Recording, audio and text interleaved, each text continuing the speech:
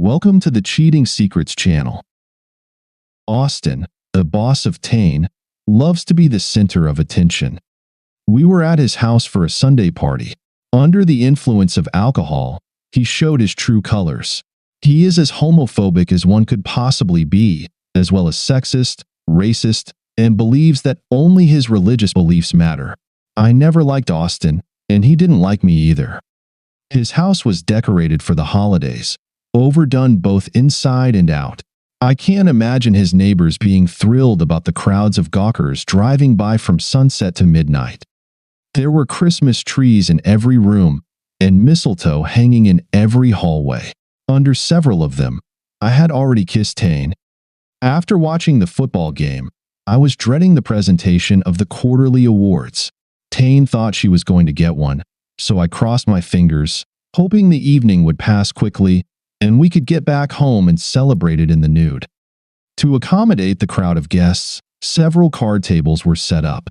At the table in the dining room, Austin had gathered the company's elite, while everyone else sat on folding chairs. Dinner was served buffet style.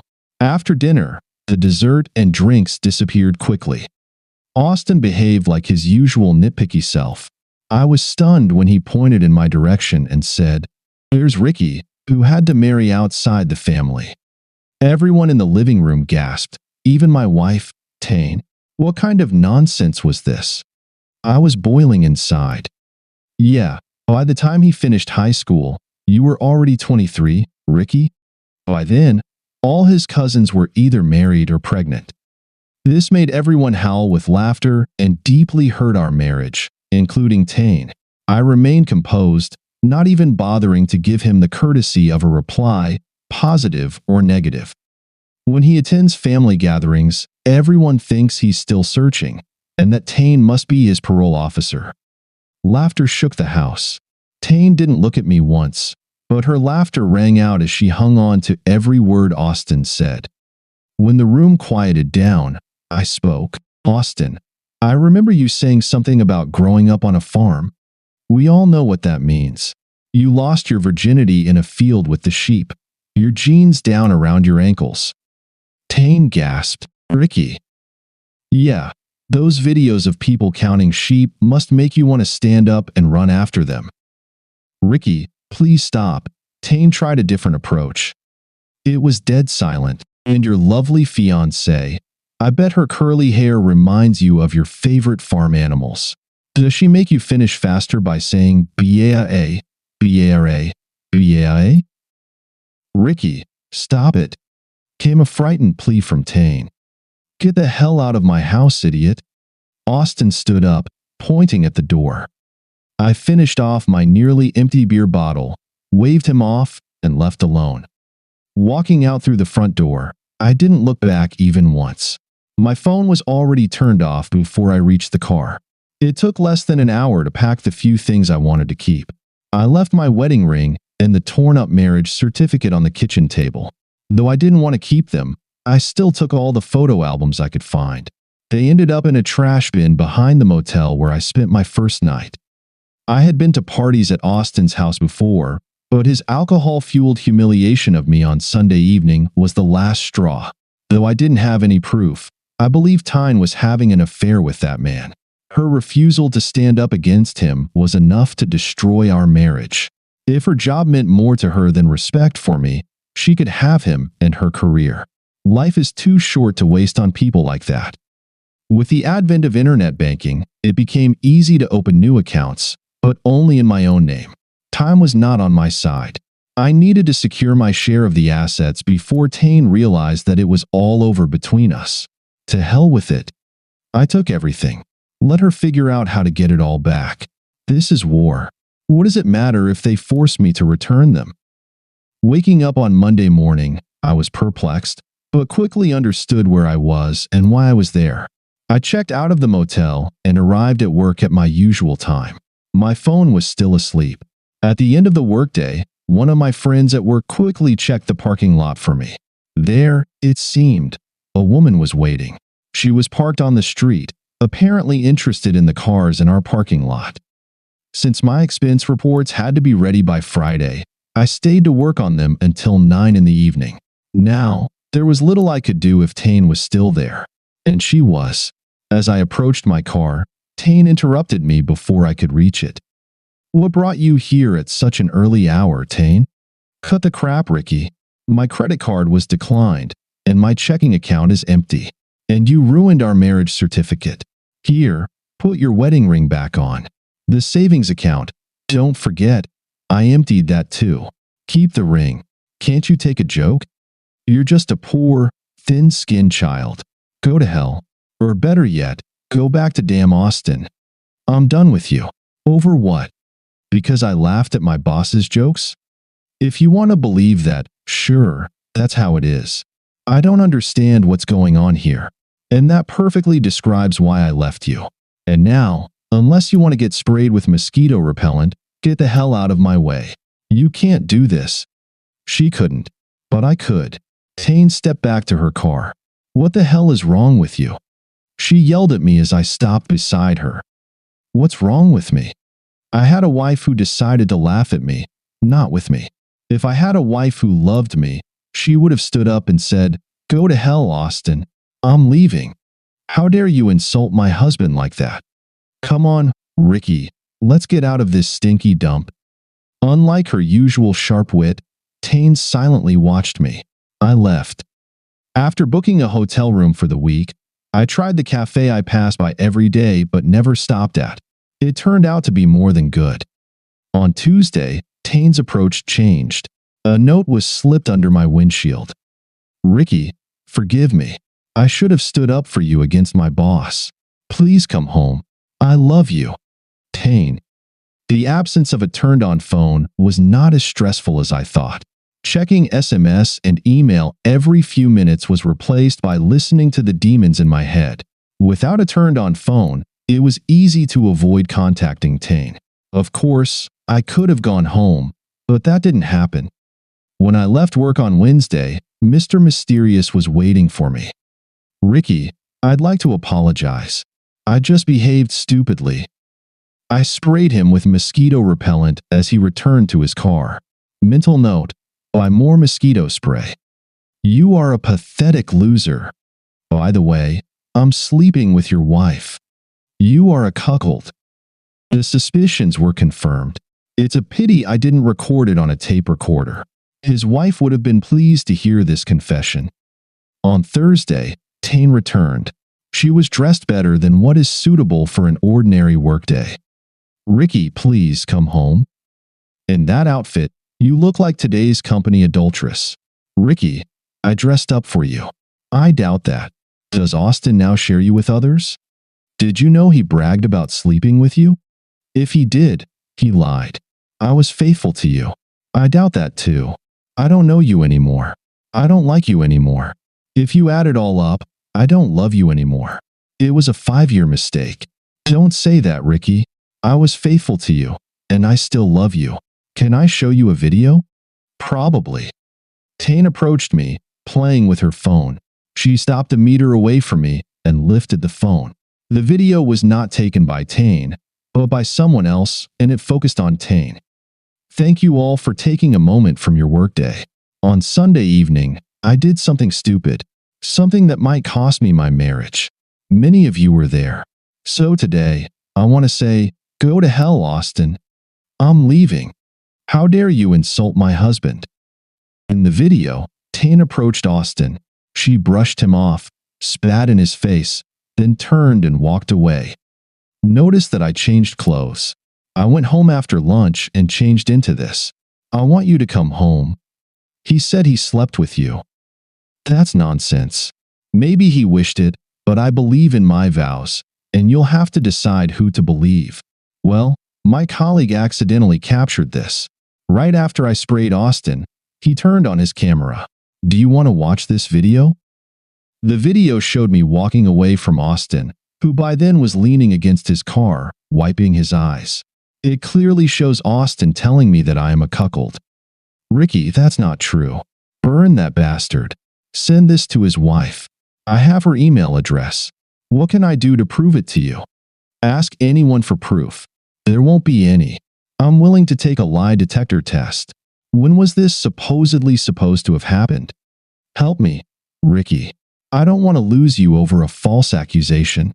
I know I owe you a lot for my behavior on Sunday evening, but there was never any infidelity on my part. As much as I don't want to think about it, I'm curious why he chose to humiliate me. Is this what you do when you're alone? Mock me? Tane fought back tears. I wasn't with him. I don't know why he was bothering you.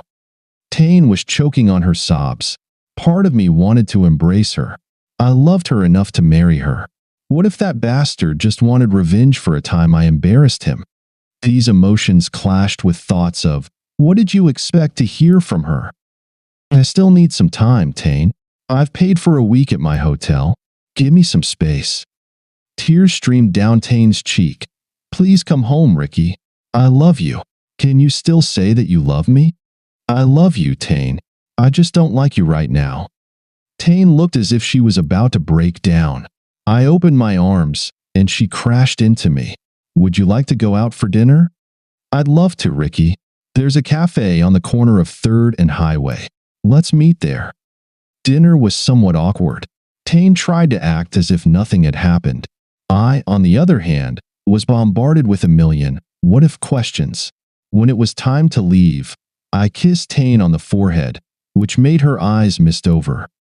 Ricky, please don't seek comfort from anyone else. You don't need revenge because I have always been faithful to you. I love you. Good night. I love you too, Tane. Be careful on your way.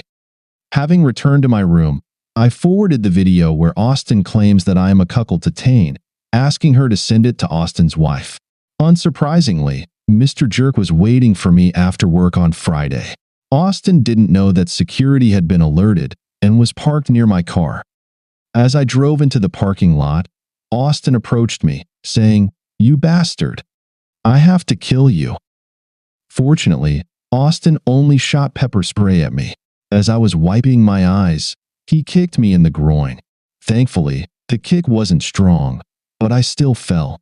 He managed another solid hit before 2 security guards apprehended him. The police were called. He was charged not only with assault, but also with threatening to kill me. The guards recorded everything on video. Tane left several messages begging me to forgive her, but I still needed time. That damn pepper spray was really irritating, and I ended up throwing my clothes in the dumpster at the back of the hotel. I was glad it was Friday evening, as the only clothes I had were not suitable for work, were dirty, and I didn't want to go home and deal with Tane. On Monday morning, I checked out of the hotel fully intending to return to my home. However, after work, a couple of guys were waiting for me. "Mr. Williams, could you spare us a minute?" I couldn't catch which of them spoke, but I turned to them. "Who are you and why should I talk to you?" The shorter, and I assume older, one answered, "My name is Eric Brody. I am temporarily replacing Austin. This is James Sanger. He is from our corporate legal department. Last week, your wife resigned, and we would very much like her to reconsider her decision. Our attempts to contact her have been unsuccessful. We were hoping you could shed some light on what led to this." Sitting on the hood of my car, I briefly recounted the past week. I might have glossed over the fact that I sprayed Austin, framing it as a reaction in self-defense. That's what I told the police last Friday. He had no proof, and the video my friend took was after Austin was already on the ground swearing. Sanger tried to speak as if in court. "Listen, Mr. Williams, your wife is not entirely blameless in all this, but regardless of her behavior at work, we really want her to come back to the team. She was the leader of a team in a profitable project whose deadline is rapidly approaching. Could you try to persuade her to return?" "What do you mean by her behavior at work?" Both men looked at each other as if one of them had farted. Sanger tried to save face. "Well, it's well known in the office that she and Austin were overly friendly with each other. We have no evidence that they ever violated the company's policy, which only applies to their joint time spent during working hours. Our investigation ceased as soon as they left the workplace. If he was trying to help, he certainly didn't succeed. Listen, James, if you're not willing to share the results of your investigation with me, I have no further comments." Brody looked concerned. "As much as we would like to, Ricky, This information is considered proprietary, and employee confidentiality laws do not allow us to share it. Then, I think you'd better call Tane and ask her to try a bit harder. Good day, gentlemen. As I was leaving, I was more puzzled than ever. My initial suspicion that something was going on between Austin and Tane intensified. Instead of going home, I drove to a sports bar and called Tane from the parking lot. Ricky, when are you coming home? Well, that depends on you. I just spoke with your company's legal representative a few minutes ago. He hinted that your office friends threw you under the bus for acting unprofessionally with Austin. Care to comment? Ricky, I've always been faithful to you. Then let me ask differently. Would you have done all that you did with him if your mother was standing next to you? The pause spoke for her. Tane repeated, I have always been faithful to you, just not honest. I gave you a chance to confess and you didn't, and I pressed the red hang-up button. Tane immediately called back. I answered, not now. I quickly turned off my phone and drove back to the hotel. On the way, I stopped to buy new clothes and wondered if this would become my new existence. One of my purchases was a landline phone. To avoid any ambush after work, I arrived at 4 in the morning and left at 1 in the afternoon. My boss was okay with it and even suggested I work remotely a few days a week. Those who needed to contact me now had my phone number. I spent the nights feeling sorry for myself and clearing out mailboxes, emails, and voicemails. Yes, it seemed Tane was hurt, but she clearly hadn't been completely honest with me. The time spent away from Tane was painful. She seemed sincere in claiming she did not cheat, but something was brewing. Sooner or later, I would have to talk to her. Around 1 in the afternoon, as I was leaving work, I was called to the reception. Are you Ricky Williams? Asked a woman dressed casually. Yes. How can I help you? I'm here to deliver this envelope to you. Have a good day. Taking it to my car, I wondered if Tane had filed for divorce. I was wrong. Inside was the result of a lie detector test and a signed post-nuptial agreement. I went through the lie detector results line by line. I went online to check if the company was legitimate. It turned out to be so. Have you had any kind of sexual relationship with anyone other than your husband since you started living exclusively together? No. True, have you had an emotional affair during the same period? Yes. True, only with one person? Yes. True, did you arrange meetings that your husband would not approve of? Yes. True, did you receive gifts that you should have refused? Yes. True, is this still ongoing? No. True, do you love your husband? Yes. True, there were many other basic questions, but my suspicions were confirmed. What now? I turned my phone back on and invited Tane to dinner at a cafe. Her response was a quick yes. Since dressing up for me didn't work out last time, Tane came in jeans and a hoodie. Sorry, I'm late. The traffic was just horrendous today. No problem. I didn't think you were ignoring me. That's right. So, did you get my package? I did. It's sort of a good news, bad news situation. And for that, I am sorry. I was foolish, and although you're not obligated to believe a single word I say, it should never have ended up with me sleeping with him. It doesn't matter. Being married means having the strength of character to tell someone plainly that you are married and to maintain professionalism. She said with misty eyes, I know. I let you down. I let myself down. Please, tell me we still have a chance. Are you still working with Austin? No. He was transferred. Corporate brass lured me back with a raise. So, you have your eye on someone else now? I think I've earned it. I promise to be an ice queen with men from now on, if you just come back home. If I find out anything you haven't told me about your indiscretion, I will divorce you. Read the prenup. It's all in there. If you find anything, it's over for me. I know you won't because there's nothing to find. So, will you come home? I reached out and grasped Tane's hand. She began to pull away before I whispered, yes. We celebrated the 12 days of Christmas with more energy than ever before. Her mischievous Santa's helper outfit instantly energized me. Santa Claus has never ridden so stylishly. Tane glued our marriage certificate back together, and it now stands in a frame on her dresser as a reminder of how close everything came to falling apart.